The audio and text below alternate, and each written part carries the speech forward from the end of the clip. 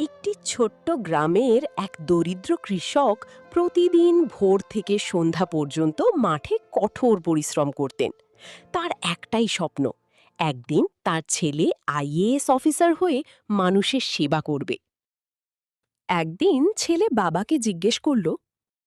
বাবা, এত কষ্ট করো কেন? কৃষক হেসে বললেন,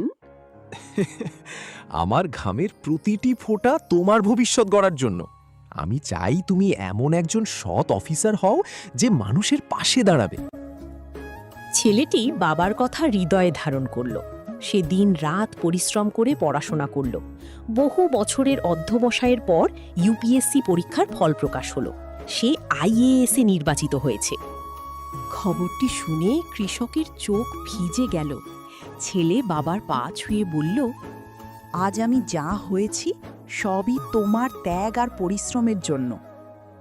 কৃষক তার ছেলেকে কাছে ডেকে বললেন, আজ আমার স্বপ্ন সত্যি হলো। নৈতিক শিক্ষা। বাবা মায়ের ত্যাগ, কঠোর পরিশ্রম এবং সততার সঙ্গে এগিয়ে চললে বড় স্বপ্নও একদিন বাস্তব হয়। ভিডিওটি যদি ভালো লেগে থাকে তাহলে অবশ্যই পিএস বাংলা কার্টুন চ্যানেলটি সাবস্ক্রাইব করুন, ভিডিওটিতে একটি লাইক দিন, আপনার মূল্যবান মতামত কমেন্ট করে জানান এবং বন্ধুদের সঙ্গে শেয়ার করুন। আপনার মতামতই আমাদের আরও ভালো ভিডিও তৈরি করতে অনুপ্রাণিত করে। ধন্যবাদ।